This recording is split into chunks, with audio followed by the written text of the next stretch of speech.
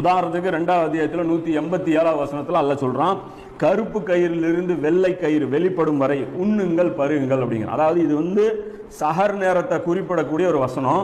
நேரடியாக அல்லாஹ் வந்து வைகரை வரைக்கும் நீங்கள் சாப்பிடுங்கள் அப்படின்னு அல்லாஹ் சொல்லாம கருப்பு கயிறிலிருந்து வெள்ளை கயிறு வரல வரைக்கும் அப்படின்னு சொல்லி ஒரு கோடுவோட வந்து அல்லாஹ் நமக்கு வந்து ஒரு பயிற்சி கொடுக்குறான். இதை ஒரு நபித்தோழர் கூட என்ன பண்ணாரு, தவறா புரிஞ்சுக்கிட்டார். கருப்பு கயிறும் வெள்ளை கயிறும் தலையாணி பக்கத்தில் வச்சுக்கிட்டாரு. அதுல இருந்து அது வெளிப்படுதான்னு பார்த்தாரு. அப்புறம் காலையில போய் நபி ஸல்லல்லாஹு அலைஹி வஸல்லம் கிட்ட கேட்டதுக்கு இல்ல கருப்பு கயிறுங்கிறது இரவை குறிக்கும், வெள்ளை கயிறுங்கிறது பகலை குறிக்கும்.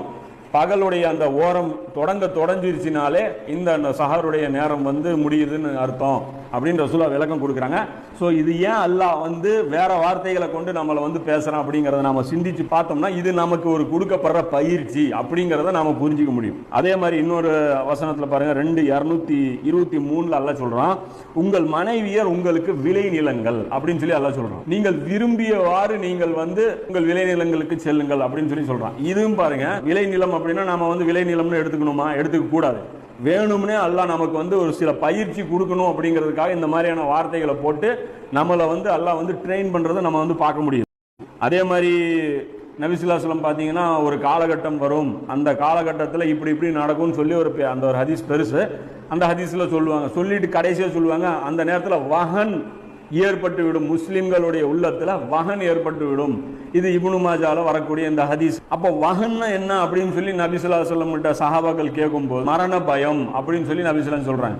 அப்போ மரணத்தை பற்றிய பயத்தை வந்து குறிப்பிடுறதுக்காக நபி ஸல்லல்லாஹு அலைஹி வஸல்லம் அது வரைக்கும் சஹாபாக்கள் கேள்விப்படாத ஒரு புது வார்த்தையை வந்து நபி ஸல்லல்லாஹு அலைஹி வஸல்லம் வந்து பயன்படுத்துறாங்க. இதெல்லாம் ஏன் ரசூலுல்லாஹ் செய்யறாங்க அப்படின்னா ஒரு பயிற்சி நமக்கு கொடுப்பதற்காக. உதாரணத்துக்கு இந்த டாவின்சி கோடுன்னு ஒரு படம் வந்தது. அந்த படத்தில் பார்த்தீங்கன்னா அந்த கிரிப்டெக்ஸ் அப்படின்னு சொல்லி ஒரு இது வரும். அதை ஓப்பன் பண்ணுறதுக்கு அந்த பெண்ணுக்கு வந்து அந்த தாத்தா ஒரு குட்டி பொண்ணு இருக்கும்.